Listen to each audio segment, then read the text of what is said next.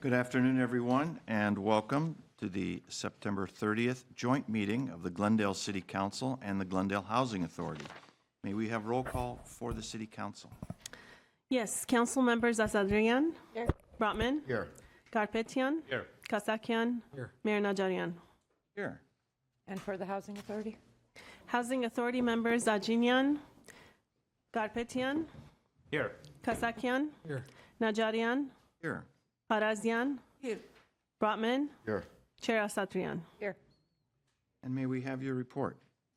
Yes, the agenda for Tuesday, September 30th, 2025, joint public meeting of the City Council and Housing Authority was posted on September 26th, 2025 on the bulletin board outside City Hall.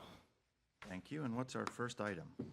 Our first item is community development regarding program proposals for lower income rental/utility housing assistance, continued from August 19, 2025 joint meeting. A City Council motion approving preliminary selection of housing assistance programs and authorizing staff to proceed with preliminary program planning for selected housing assistance programs using anticipated LACA HSA funding, pending final funding approval and compliance with LACA HSA requirements. Mr. Galanian. Yes, good afternoon, Mayor Najarian, Member City Council, Housing Authority Member Parazian. This report presents three targeted proposed programs for your consideration to address housing affordability and stability for Glendale renters. Per Council's prior direction, the focus will be on seniors, persons with disabilities, low-income households, and other high-need populations, while leveraging upcoming funding opportunities from La Casa and potentially City of Glendale's general fund budget. With that, I'm going to turn it over to Sipan Zadorian, our housing supervisor, for a more detailed report and presentation, and then we'll seek your direction. Mr. Zadorian.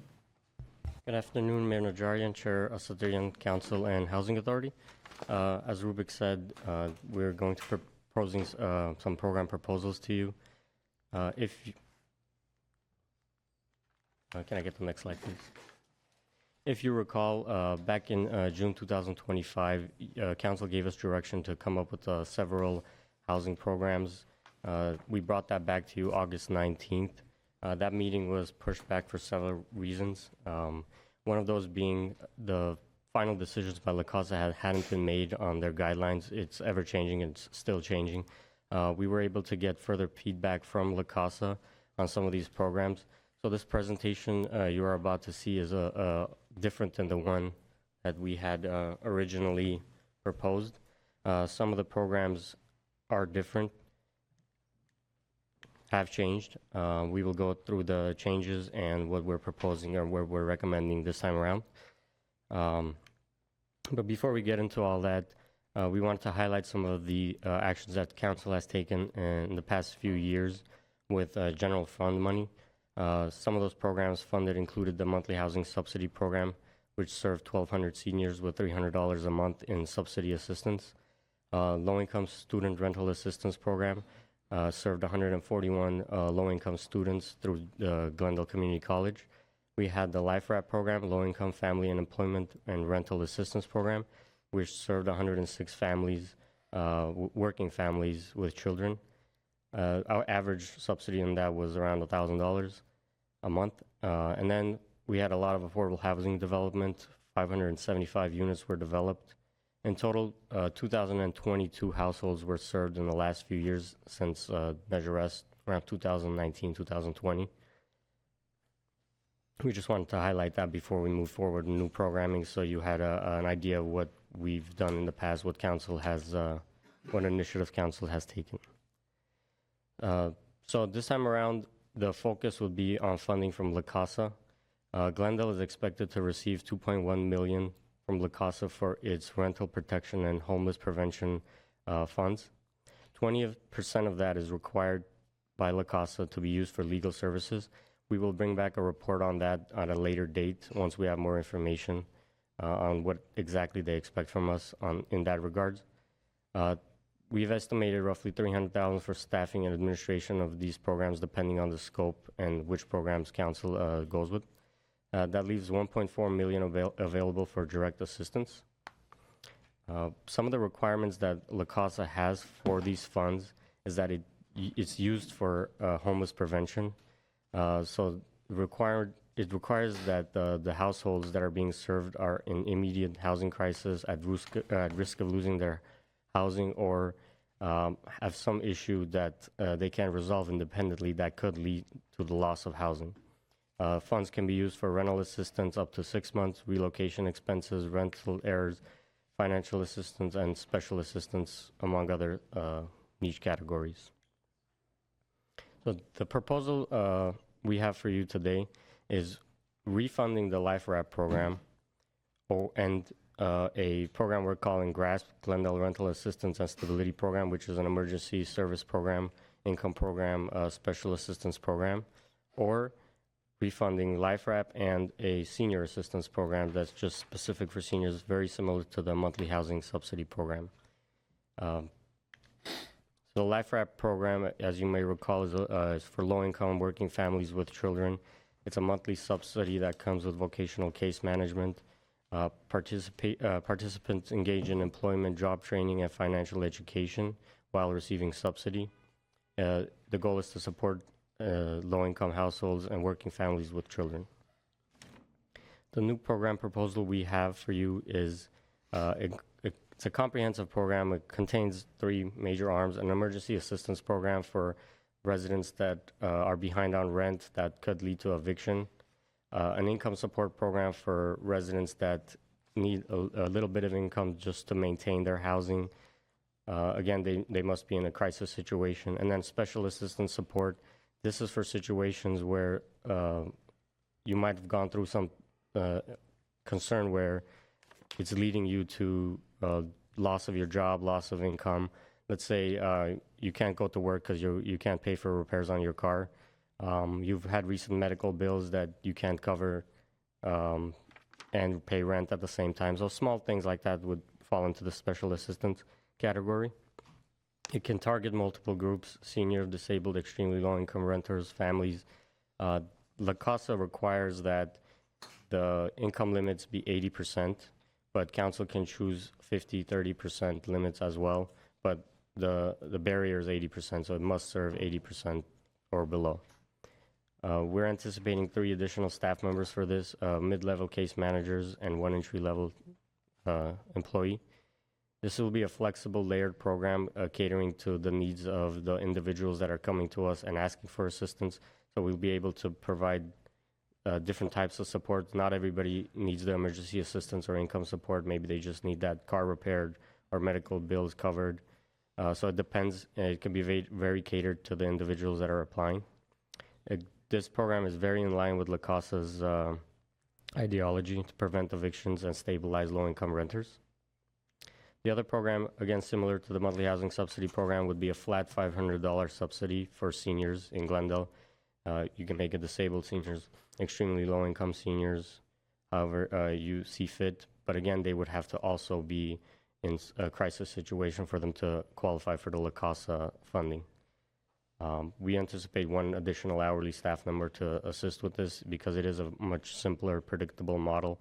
It's short-term rental relief for seniors. The issue with this program is that after the 6 months, the money goes away, and those seniors will probably be, who are on fixed incomes, will probably be in the same situation after 6 months, whereas the other program, the potential for those individuals to rise above their crisis is higher. So just a comparison of the 3 programs that are recommended here. Life Wrap, which could potentially service 60 households. The Glendale Rental Assistance and Stability Program, potentially 150, and the Senior Rent Stability Program, 180. So staff is recommending the continuation of Life Wrap and option A, the deeper emergency assistance program. It's more impactful, flexible. It helps prevent excuse me, homelessness and stabilizes households, and it works well with the Life Wrap program.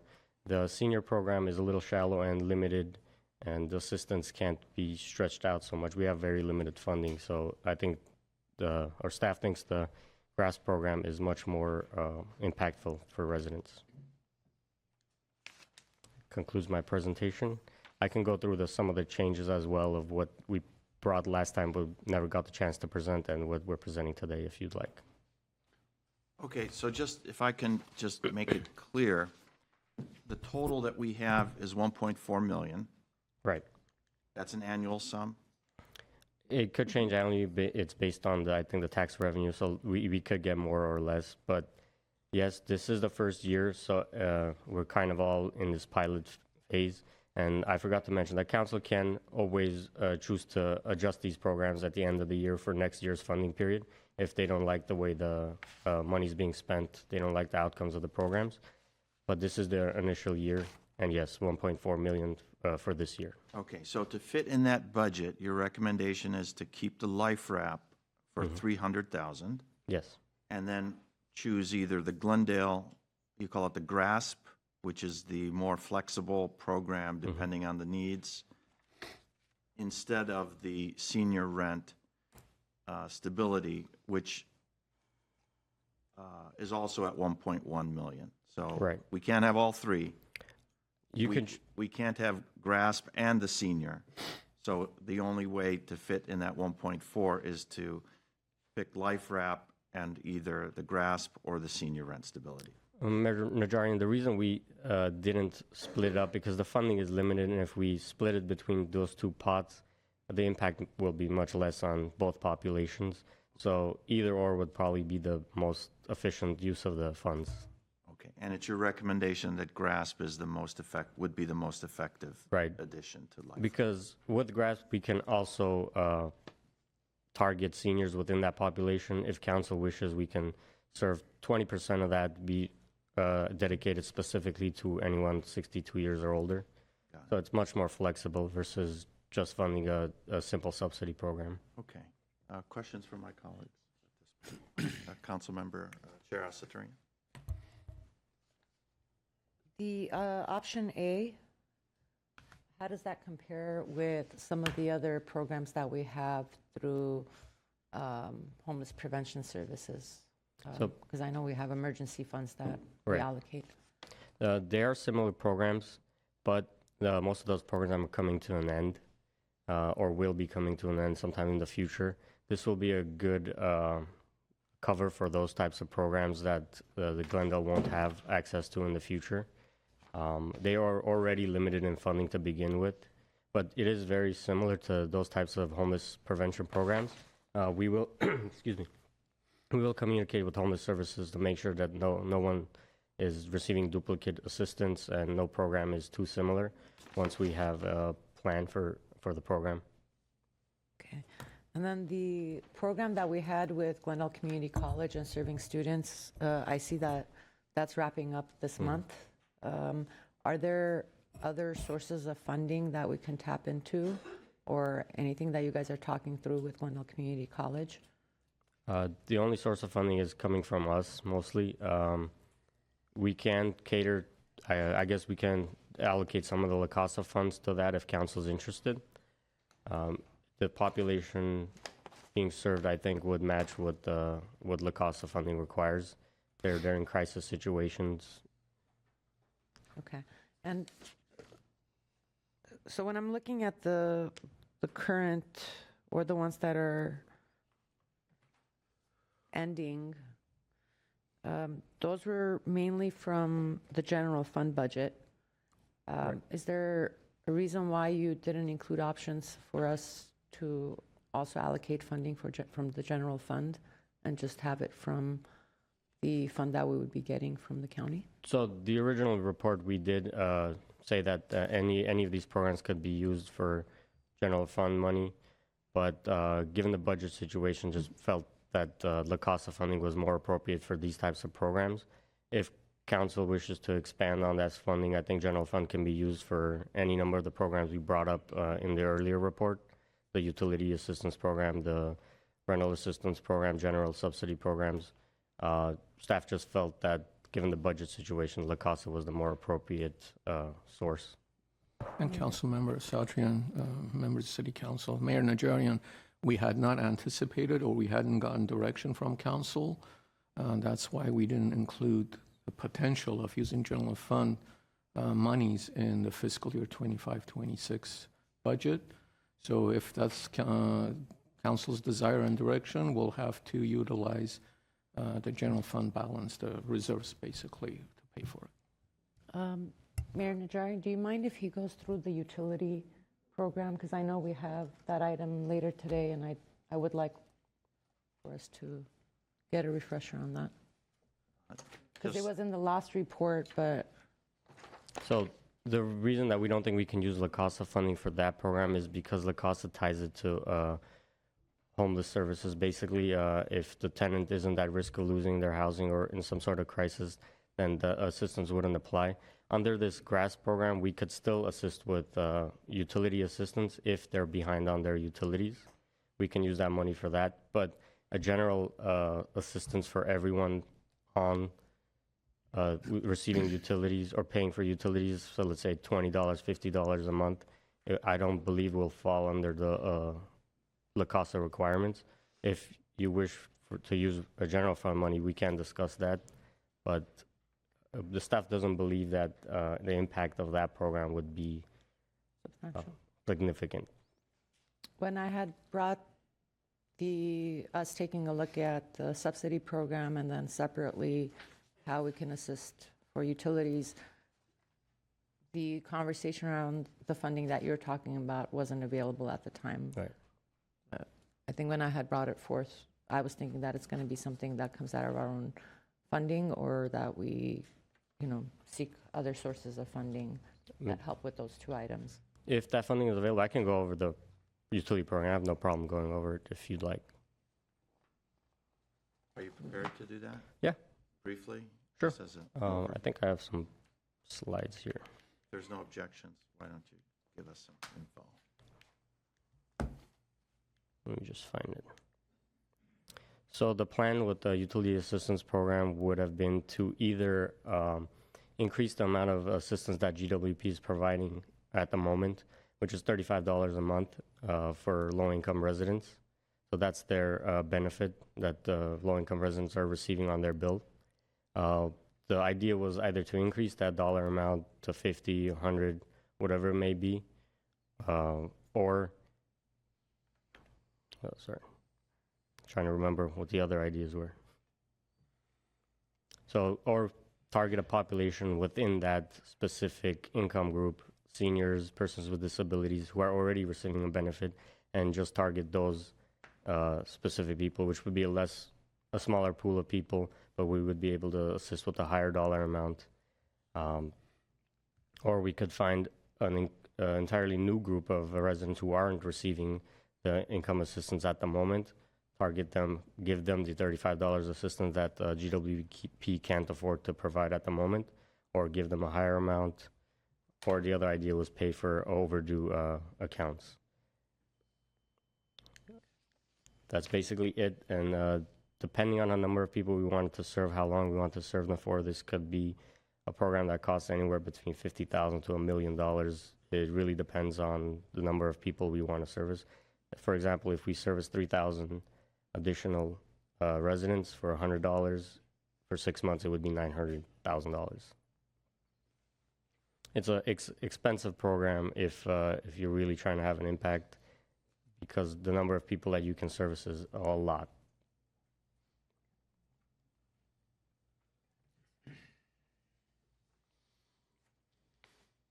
Thank you. Member Parazian. Okay, so it is going to be lottery, right? I'm sorry? It is going to be lottery. For the GRASP, that depends on council's direction. We can set it up as a lottery, but it would, I believe the best course of action would be a quarterly or monthly, something where new residents can continue to apply instead of one group in the beginning of the year, then we have to service that group throughout the rest of the year because situations change throughout the year. Considering it's an emergency program, every few months, opening up a lottery would probably be the best option. Thank you. Any other questions? Mr. Carpenter? Oh, Mr. Brotman? I just have a question about the staffing. So I see in the report it says 3 people, which seems like a lot to me. And I know we also have our homeless services team have been doing similar work. So we have some expertise over there. How do we leverage that? How do we do more with less and run this program? Is it really necessary to have 3 full-time headcount just for this program? Or perhaps they're doing other things too. But I have some concerns. Sure, Councilman Brahman. I'm not 100% sure on homeless services, but I don't believe that they're capable, or not capable, but have the capacity to take on more work. I can't be sure, but I But you don't. said that's going away. There's something that's going away that they're currently doing. Those programs are, for the most part, outsourced to different agencies, Catholic Charities, Door of Hope, Ascensia. I don't think in-house staff will be able to handle more capacity. As far as the 3 additional staff members, I believe that's what's necessary for the GRASP type of program. We can set it up like the monthly housing subsidy program, where we sort of ramped up to those staff members, and then as the needs decreased, we let go of staff members. So the monthly housing subsidy program was funded 5 staff members. We never reached those 5, and when we did, after the program started to wind down, we let go of individuals, so we lowered the staff from 5 to 2 to 1. We can use a similar method here to make sure we're efficient in our hiring. Are you talking about with the GRASP? GRASP would be ongoing though. Right. Well, the funding, that depends. We could use the funding if we have more people in the beginning of the year that require more assistance. It could require a larger sum in the beginning of the year versus the end of the year, where maybe we have all that's left is special assistance funding versus the emergency rental assistance funding. So if in the beginning of the year, someone who's going through a housing crisis might need a little more assistance to get them past that, we might end up using more in that beginning of the year. But it all depends again. Okay. Well, just let's see. Can I give my comments on this? Sure you can. Yeah, We do have I one mean, it's- speaker that will take whenever. Okay, it's fairly quick. I'll just say that I support the recommendation for option A. I think it makes a lot more sense because it's targeted, it's flexible, and we really are preventing homelessness if we do it right? So I support that. As far as the targeted groups, I think you've also named it disabled, seniors. I would say families with a single parent. Those should be the priorities, and very low income or extremely low income should also be our priorities. That's where I am in this, and I'd like us to really look a little bit more closely at that staffing model and see if we need to have so much of this money go into administration. I'd rather see if we can push a few more dollars into the subsidy funding that we have available. That's it. Mr. Garbettian, would you like to go now, or would you like to? That's only I can go after the speaker if you want to. Let's get the speaker's remarks. We have one speaker on this item, Beth Brooks. You're on air. You have 3 minutes. Hi, thank you very much. Yeah, I've gone through this, and there really is a third option. I'm telling you, the first option that staff recommends is helping people who actually could help themselves. The Life Wrap program should be eliminated. For a 3-person household, the income is $90,000. They can make $90,000, and you are giving them $1,500 a month. This is insanity. They're also talking about typically 2 wage earners who are not seniors who can afford to get a second job. I just look at these programs as there's a third option where you only have seniors and the disabled, and I'm shocked that that isn't there. You give them less. You can actually give people $150, which really is helping the fact that their electric bills are crazy, and that's a lot of the reason why people are having trouble paying rent. And you can help 1,200 people, as opposed to option A, which helps 150 people and gives them $7,000 to $12,000.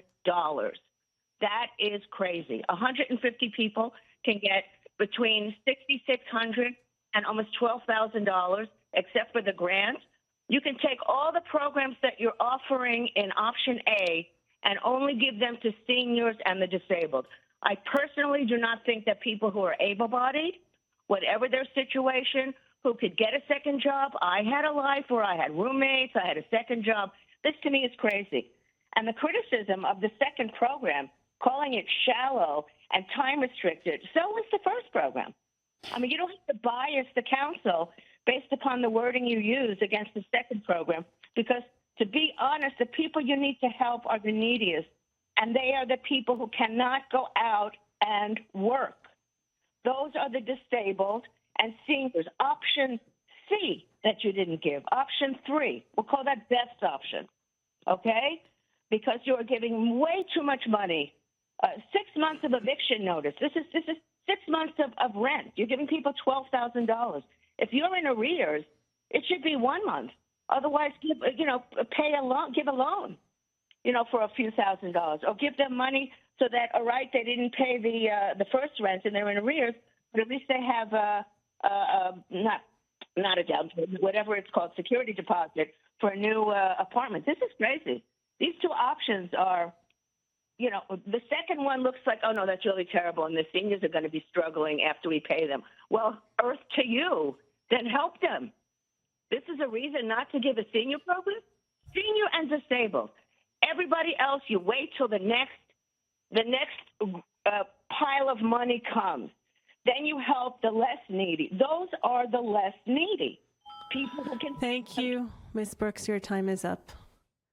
Thank you. And that is all. That is it. Okay. Mr. Garpetian. Yes. Couple of questions, just like clarification questions. Have we received those funds yet? 1.4 million? Councilmember Garpetian, no, we have not received it yet, but it's available to draw down as soon as we submit a plan for them.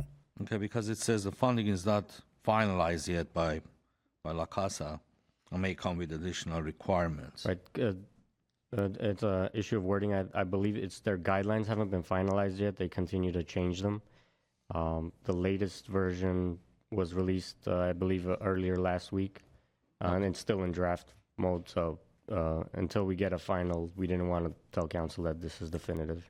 And this program that you're proposing, 300,000 and 1.1 million for Life Wrap and GRASP programs, if you will, these are yearly programs? As I said earlier, it could be yearly if council chooses to renew them at the end of the year.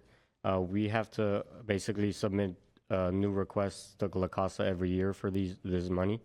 So if council doesn't think that these programs are working out well enough for the community at the end of the year, we can adjust them, try a completely new program. So this is the first year of funding. We've never done anything like this. So if none of these programs work out for council at the end of the year, we can come up with new programs and apply for funding. Because it says it's 6 to 18 months, and 18 months is a year and a half program. So Right. if you tell people that you receive this fundings for 18 months, then at the end of the year. So it has to be clear for them. And also it's that what is that 2.1 million? It says 2,105,698. Is it for next year's budget? No, the 2.1 million is what we're receiving, but from that, La Casa requires 20% to be used for attorney services, which we will come back with in another report to discuss that further. And then we budgeted out staffing, which leaves us with... That was my next question. What happened to the staffing? Because with this 1.4 million, there was no staffing in here. So we are getting 2.1 million, 20% is for Right. attorney's fees, and 300,000, whatever that number is, for staffing. Yeah. 380,000 is for staffing. And then what's left from 2.1 is 1.4. And that additional 356,000 that says for technical assistance, what is that about? That's a different pot of money that has its own requirements. I don't know if we're bringing a report on that. Or... Okay, and you gave us few scenarios here for 2.1 million, and I think I'm okay with to move forward for this year with your recommendation, but for upcoming years, if we can have that, because this one serves 2,600 households for utility assistance. And I think that's important. Instead of serving 210 families within this program with 1.4 million, with the option C is 2,600 households for utility assistance. And also we need to look at the temporary rental assistance for 18 households for 6 months. I don't know what kind of an effect it would have. Is it very efficient or not? Maybe we need to move these numbers around. Instead of paying $3,000 for 6 months for one family, maybe we divide that into $500 and serve more people. And Life Wrap, the same thing. It's 21 households for almost $200,000. And attorneys' fees, what if we don't use these? Because I know people need attorneys to represent them or give them guidance on evictions or their rights as being a renter, right? This is $420,000. If the fees are $300 an hour, this is almost 1,200, 1,400 hours of attorney's fees. What if it's not used the first year or this year? What happens to those funds? I believe they're given back to La Casa, but they titled it attorney fees, but there's several options of how we could use those monies. And when we bring that report back, we'll highlight those options. So it's not specifically you don't have to hire an attorney. There are several other options to using those monies that we might be able to use. Let's look into it. So if it's not used, we won't lose the funds and go back to La Casa. And as far as the staffing goes, I agree with Councilman Brotman. I think we need to look into it. This is almost 18% and 20% with attorney's fees. It's 38% just goes to fees, and that's not an efficient way of running those funds. So that's all I have to say. But I agree with the recommendation for this year, and we look at the program at the end of the year when we receive the money. We don't have the money yet, so that's all I have, Mr. Kasakian. Thank you. So on this item, I look at the program that you weren't recommending, that was the 6-month assistance to seniors. And council did in the past have a similar program that was for longer than 6 months. At the time, I was concerned about the long-term impact it has, whether it would actually help anyone outside of that time range, because funds are limited.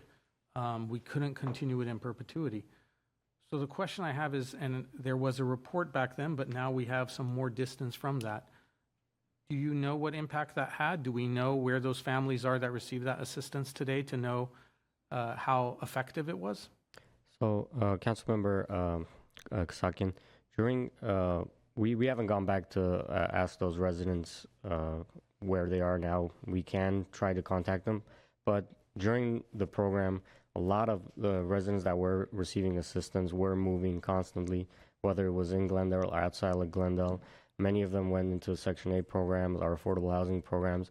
If you recall, originally that program was set up so we could assist seniors, basically buy them time for them to be able to get into Section 8 affordable housing or other affordable housing options. Many of them did. A lot of them moved out of Glendale. Unfortunately, a lot passed away given the population we were targeting was 75 plus. Unfortunately, I can't say where they are now, but I can say during the life of the program, we saw a lot of fluctuations between where they were living. Sure, and I wouldn't question that, because I do know that sometimes when people are struggling and they're limited in terms of income, rents are going up, there will be a lot of fluidity and fluctuation in terms of their living arrangements. But those numbers are critical for us to be able to make informed decisions moving forward. If we had strong statistical evidence that even a certain period of time of assistance has a long-term impact, that would influence how I make this decision. Certainly, you've made an interesting presentation. One of the questions I have is regarding a statement you made about 20% of the GRASP program, we can direct you to serve seniors. Why only 20%? It was just a number I threw out there. You can. All right, fine. Because if that's the case, I do think that we do need to focus on people who are limited in income. Seniors don't have the ability to go out and find second jobs, and we don't want them struggling to stay in the communities where they've lived. I would prioritize them, or at least have a priority maybe point system for people who have disabilities or extraneous circumstances, like maybe a medical condition that requires them to have more help versus individuals that don't require it. So with that, I think that the GRASP model is better. I would like us to have a follow-up process after we do these programs to see how effective it was. And then also, maybe it's something that I understand staff sometimes struggles to find the time to do more than what is in front of them. But, perhaps partnering with Glendale Community College or maybe USC or some of the other programs that are out there with graduate students to follow up with individuals, track them down and say, okay, well, what was the impact of this program? Where are you now? What are your needs? Otherwise, we get into this issue of slowly inching towards a universal basic income model that is not sustainable given our financial outlook and situation. I do want to help people, but I want to do it in a way that's most effective, helps the most people, and helps them get back up on their feet versus giving them a permanent crutch.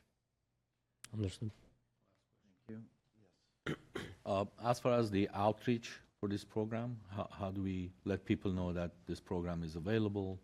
How do we reach out to them? Councilman Garpinian, we would use the typical channels we've used, whether it's mass mailers, several TV channels, social media, posters, our typical marketing efforts. Okay, thank you. Welcome, Mr. Aginian. Any comments on this item? I apologize for the No problem. Okay, Councilman Bressaturian? So I support your recommendation. I think I'd like to see people with disabilities, seniors, be prioritized. Having the program also include assistance with utilities should be part of that program. I know that we're trying to keep reaching that $500 assistance number, because that's what your last report, if I remember correctly, pointed to. And then I think when it comes to income levels, Mr. Brotman, I know you mentioned extremely low and very low.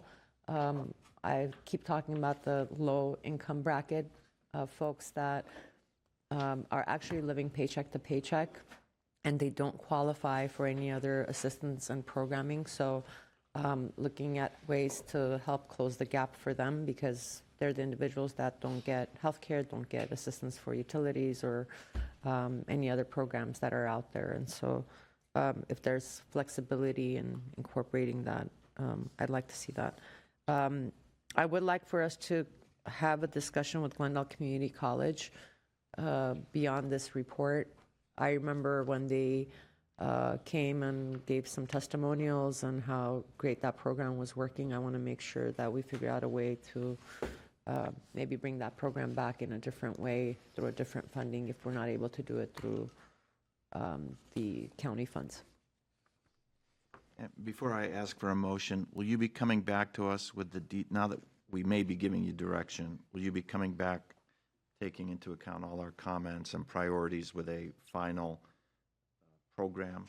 If council agrees, we can submit this to La Casa to make sure that we lock down the funding, and then we'll bring back a detailed breakdown of the percentage of low income we're serving, the residents, the priority tier system you discussed. So everything you just discussed, we can bring back more detailed report. Thank you. Would someone like to make a motion I'll move the item. with option A? A. Second. For council, roll call, please. Yes. Yes. Yes. Yes. Yes. Thank you. What is the next item? And for the Housing Authority? I'll move the item for the Housing Authority. It's a motion only. Oh, Yes. Is that the council motion? Okay. I think I'm getting Next item, please. Next item is Community Services and Parks regarding fiscal year 2019, 2020, 2021, 2022, 2023, 2024, 2024, 2025 Annual Action Plan Substantial Amendment for Community Development Block Grant Emergency Solutions Grant and Home Investment Partnerships Act to reprogram $1,424,758.38. One, City Council motion to, one, approve reprogramming of $1,328,171 between PAC Ed Artificial Turf and Pacific Natural Grass projects, and $96,587.38 in undesignated HUD fund balance between program years for Glendale Youth Center project. 2, authorize the city manager or designee to execute all agreements, amendments, certifications, and documents necessary to carry out the reprogramming of funds. 3, authorize submission to the U.S. Department of Housing and Urban Development of a substantial amendment to the fiscal year 2019-2020, 2021-2022, 2023-2024, 2024-2025 CDBG, ESG, and home annual action plans regarding the reprogramming of funds. And 4, authorize the city manager or a designee to redirect excess, canceled, or unused program funds under $50,000 among projects with CDBG Advisory Committee approval. 2, Housing Authority motion to authorize submission to HUD of a substantial amendment to the fiscal year 2019-2020, 2021-2022, 2023-2024, 2024-2025 CDBG, ESG, and home annual action plans regarding the reprogramming of $1,328,171 between PAC Ed Artificial Turf and Pacific Natural Grass projects, and $96,587.38 in undesignated HUD fund balance between program years for a Glendale Youth Center project.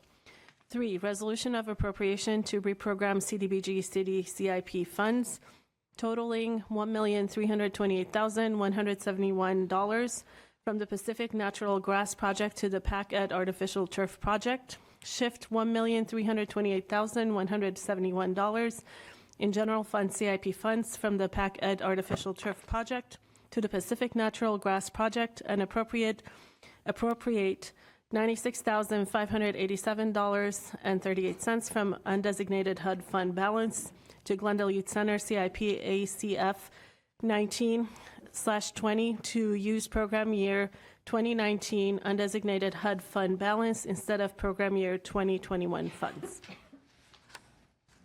Can you repeat that, please? Just kidding. Mr. Galanian. Yes, thank you, City Clerk. That was quite a list.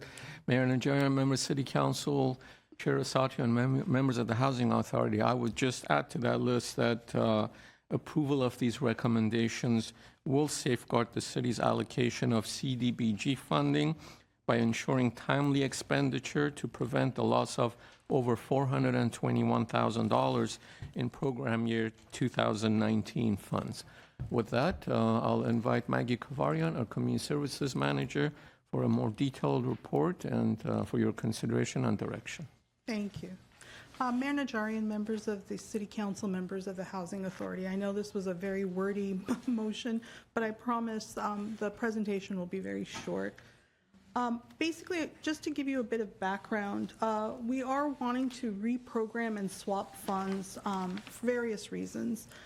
We have about $1.3 million in CDBG funds in various program years that were allocated to the Pacific Natural Grass Project. And what we'd like to do is move that to the Pacific Edison Artificial Turf Project. And then Pacific Edison Project has money in general fund, so therefore the Pacific Natural Grass Project would now have that money in the city's general fund, CIP general fund. And then we'd also like to swap $96,000 in CDBG undesignated fund balance from program year 2019 with the Armenian Cultural Foundation's Glendale Youth Center project, which is currently in program year 2021. So this is kind of, this slide shows sort of where the buckets of money are right now in program years 19, 23, and 24 for Pacific Natural Grass that we would like to move into the PAC Ed Artificial Turf project, so that $1.3 million movement would be in those program years. And then for swapping, there is $116,000 currently in program year 21-22 for the Armenian Cultural Foundation's Glendale Youth Center project.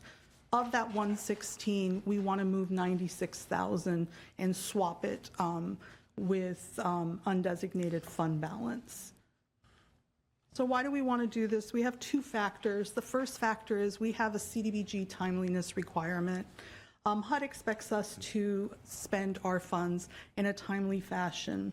And the way we do that is through it's a number system where we cannot have more than 1.5 times our annual entitlement grant each year, no balance greater than 1.5 times that. And failure to meet this will put us at risk of losing funds in future fiscal years. And for 3 years, we were untimely, and we had to submit a CDBG timeliness schedule outlining why we were untimely. We recently were notified that we are okay in 25, 26, and they're giving us an extra year to prepare. And one of the reasons is we are proposing these actions. And so the first action is, again, to reprogram Pacific Natural Grass to PAC-Ed artificial turf. Why do we want to do that? Because PAC-Ed artificial turf has already completed the bid phase. They're starting construction in October, so next month construction will start, and then those funds will be expended much faster, and that'll allow us to lower our line of credit balance. Then we have Factor 2. Factor 2 is HUD has a 7-year period of performance for expenditures. So our program year 2019 will be up in September 30th of 2026. And currently we have about $420,000 parked in 2019 funds. $324,000 of that is the Pacific Natural Grass Project, and as I had explained earlier about moving that to artificial turf, and then there's $96,000 in undesignated fund balance. So if we move those to, if we move the $96,000 from undesignated fund balance to Glendale Youth Center, we can save that money because the Glendale Youth Center project has already completed construction and is ready to expend and draw down those funds. Part of the lengthiness of this motion is because we have, these funds are parked in various program years, and it requires a substantial amendment, which has to be approved by the City Council and Housing Authority. This concludes my presentation. If you have any questions or comments, I'd be more than happy to answer. Thank you. Are there any comments from council? Are there any cards? Not on this item. Thank you for the concise explanation. Very lengthy agenda description. Would someone like to, so we have 3 items. We have number 1 is a city council motion, and we have another city council resolution. I'll move both. Second. Second. Roll call. Council members Asadrian, Yes. Brotman, Yes. Garpetian, Yes. Kasakian, Yes. Mayor Najarian. Yes. Oh, I'll move the housing authority Second. motion. roll call. Housing Authority members Ajinian, Yes. Garpetian, Yes. Kasakian, Yes. Najarian, Yes. Parazian, Yes. Brotman, Yes. Chair Asadrian. Yes. Thank you. That concludes our business for this joint meeting. Is there a motion to adjourn for council? So moved. Second. Council is adjourned. For authority? I'll move. Second. Adjourn.